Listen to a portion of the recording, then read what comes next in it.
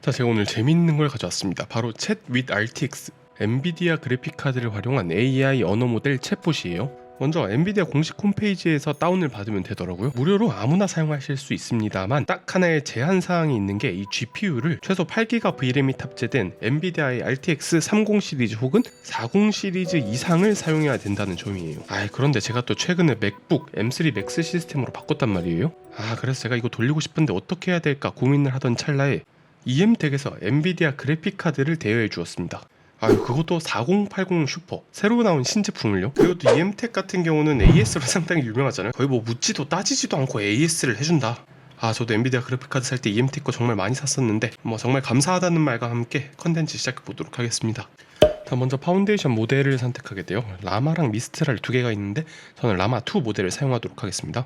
그리고 그 옆에는 대화를 나눌 PDF나 텍스트를 불러올 수 있는 폴더 선택 창이 있습니다. 저는 따로 엔비디아 공식 홈페이지에서 여러가지 PDF를 담아놓은 폴더를 선택했어요. 자, 그러면은 이 PDF 파일을 학습한 챗봇과 대화를 나누겠습니다. 뭘 물어볼까 하다가 엔비디아의 매출 추정치를 물어봤어요. 24년 대략 47.5 빌리언 달러의 매출 추정치를 예상하는데 5년 동안 평균 75% 상승했다고 합니다. 그래서 아까 제가 학습시킨 PDF 파일로 다시 들어가 보니까 47.5 빌리언 달러의 75% 상승률이라고 나와 있네요. 정확하게 학습시킨 문서에서의 정보를 가져왔습니다. 그리고 그 다음으로 엔비디아의 NIM 님이 뭔지 물어보니까 또 문서를 잘 뒤져서 엔비디아 추론 마이크로 서비스라는 사실도 잘 가져옵니다. 그뿐만이 아니라 내 컴퓨터에 저장된 사진 파일도 찾아올 수가 있는데요. 산에서 하이킹하는 파일들 찾아줘 하면은 지금 내 컴퓨터를 뒤져서 가장 매칭이 좋은 사진 3개를 뽑아줍니다. 그런데 여기까지 보신 분들 이런 의문 드실 거예요. 이거 그냥 챗 GPT랑 뭐가 크게 다른 거냐? 사실요, 엄밀히 말하면 챗 GPT의 성능이 조금 더 좋습니다.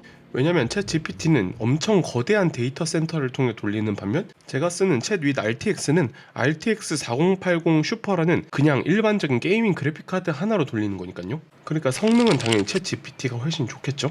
자, 이렇게 AI를 클라우드에서 돌리는 방식은 성능은 상당히 뛰어나지만 반응 속도가 조금 떨어집니다. 아무래도 인터넷을 통해서 통신을 하다 보니까 약간의 지연 시간이 발생을 해요.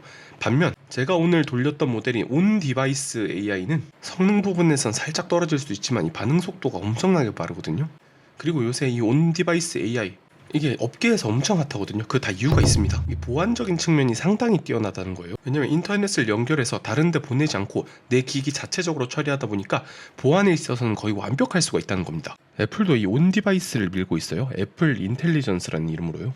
보시면 이제 퍼스널 컨텍스트라고 해서 애플 기기 내부에 있는 사용자 정보들을 인공지능이 알아서 활용하게 되는 거예요. 예를 들어 문자 메시지를 보고 엄마의 도착 시간을 확인해서 알아서 이메일을 보낸다든지요. 아니면 중요한 약속이 있으면 이걸 이제 스케줄러에 띄워준다든지. 기기 자체 데이터를 활용하는 AI인 온디바이스 AI가 요새 업계 최고의 관심사거든요. 그리고 아까 온디바이스 AI 하면 보안이 정말 강하다고 했잖아요. 최근에 여러가지 AI 기업들을 조사하고 컨퍼런스에 참여한 결과 대부분의 기업들이 이 자체 AI를 만들고 있었습니다. 왜냐면 금융 정보나 의료 정보 그리고 또 법적인 부분 그리고 결정적으로 회사의 여러가지 기밀과 데이터들 이 가치가 상당하거든요. 그러니까 이 데이터들은 결국 밖으로 나가서는 안 되는 데이터들인 거고 이 데이터들을 활용하려면 결국 그들만의 온 디바이스 AI를 만들어야 된다는 거예요. 그리고 엔비디아 측에서는 이 온 디바이스 AI 역시 집중하고 있고요.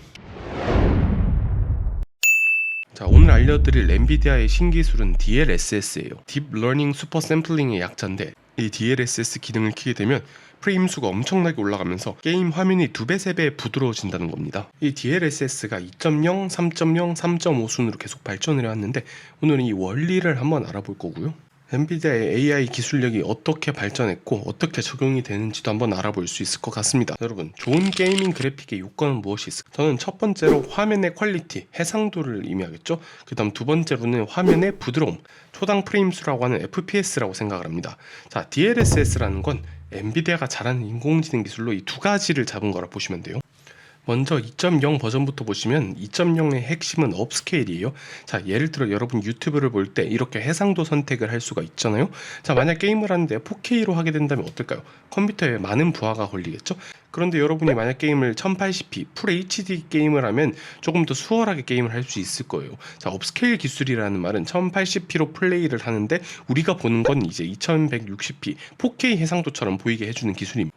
자, 준비된 영상 보시면은 DLSS 2.0을 킨 오른쪽 영상의 해상도가 훨씬 더 뚜렷하죠. 자, 이게 바로 업스케일링입니다. 자, 그리고 그 다음 영상에서도 보이듯이 오른쪽의 환풍기의 퀄리티가 훨씬 더 좋습니다. 심지어는 프레임도 더 높아요. 그리고 DLSS 3.0의 핵심은 바로 이 프레임 생성이에요. AI를 통해 프레임을 새로 만들어내는 겁니다. 자, 먼저 모션 벡터와 광학 흐름을 바탕으로 이 다음 프레임에는 어떤 움직임이 올까를 AI가 예측을 한단 말이에요. 자, 먼저 전통적인 방식은 어떻게 했냐? 공이 왼쪽에서 오른쪽으로 가는 걸 딱 3장의 프레임으로 표시를 합니다. 자, 그런데 이제 프레임 제너레이션 DLSS 3.0을 이용하면 이렇게 중간중간에 새로운 프레임들을 끼워 넣게 되는 거예요. 자, 이게 AI를 이용한 엔비디아의 기술입니다. 자, 사람 눈에는 위에 3장을 연속해서 보여주는 것보다 아래 6장을 연속해서 보여주는 게 공의 움직임이 훨씬 더 부드럽고 자연스럽겠죠?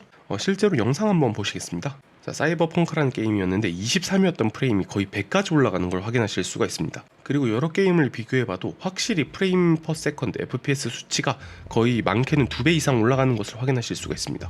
저는 개인적으로 이 DLSS를 키고 끄고가 생각보다 체감이 많이 되더라고요. 자, 그럼 마지막으로 이제 DLSS 3.5까지 한번 확인해 보시겠습니다. DLSS 3.5에서는 레이 리컨스트럭션이라는 기능이 추가가 되었는데, 먼저 레이 트레이싱이라는 기술부터 알아야겠죠. 자, 레이 트레이싱이란 광원에서 나온 빛이 물체 표면에 반사되는 경로를 계산해서 실제와 비슷한 광택을 구현하는 그래픽 기술입니다. 일단 게임 플레이 화면 보시면 이거 오프일 때랑 온일 때랑 이 광원의 퀄리티 차이가 어마어마함을 보실 수가 있을 거예요. 이게 바로 레이 트레이싱 기술입니다. 그런데 이번 3.5에서 보여준 레이 리컨스트럭션은 이 레이 트레이싱을 훨씬 더 깔끔하고 빠르게 진행하면서 프레임까지 올린 진짜 사기적인 기술이라고 할 수가 있겠는데요. 보시면은 DLSS가 아예 꺼져 있을 때랑 업스케일링을 하는 DLSS2가 켜졌을 때 확실히 프레임이 올라가죠. 그리고 이제 프레임 생성이 들어간 DLSS3에서는 96까지 올라가고 마지막 3.5에서는 114까지 올라가게 됩니다. 그러니까 DLSS2, 3, 3.5 기술이 계속 적층적으로 누적적으로 쌓여서 실제 게임 플레이 시 더 높은 퀄리티와 더 부드러운 프레임을 보여줄 수가 있는 것이겠죠. 자, 이 기술이 너무나 사기적이다 보니까 사람들이 많이 의심을 할 것 같아요. 야, 이거 진짜 되냐? 솔직히 좀 뻥카치는 거 아니냐 해서 제가 대여받은 그래픽카드로 앨런 웨이크 2 나이트 스프링스라는 게임을 직접 해왔습니다. 먼저 DLSS 프레임 생성을 끄고 한번 플레이 해보겠습니다. 자, 이거 보시면은 프레임이 한 50 몇 정도 나오고 있죠? 제가 눈이 좀 예민한 편이라 이 정도면은 좀 끊긴다라는 느낌을 많이 받거든요. 약간 그 마우스 휙휙 돌릴 때마다 조금 불편한 느낌? 그럼 이번엔 DLSS를 키고 나서 어떻게 바뀌는지 한번 보겠습니다. 먼저 이제 설정에서 그래픽으로 들어간다. 여기 옵션이 있네요. DLSS 프레임 제너레이션 요 버튼을 눌러주고, 그 다음 저는 이제 DLSS 광선 재구성까지 키겠습니다. 보이시나요? 갑자기 프레임이 수직 상승하기 시작합니다. 바로 110에서 120까지 나오고요. SS를 키기 전에는 한 50몇 정도 나왔는데 지금 한 120 정도 나오니까 대략 2.5배 정도 프레임 성능의 향상이 있었다는 거거든요. 제가 심지어 이 게임을 4K로 돌리고 있는데 주사율이 110, 120씩 나오니까 게임이 너무 할만하더라고요. 엔비디아 4080 슈퍼 정도만 돼도 게임은 진짜 거의 정복을 하는 것 같아요. 이 이상의 성능은 거의 없을 거라고 생각합니다. 자, 오늘은 엔비디아의 AI 기술인 온디바이스 AI와 DLSS라는 게이밍 기술에 대해서 알아보았습니다. 혹시 엔비디아에 더 궁금한 점 있으신 분들은 댓글 남겨주세요. 지금까지 월스트리트 테크남이었습니다.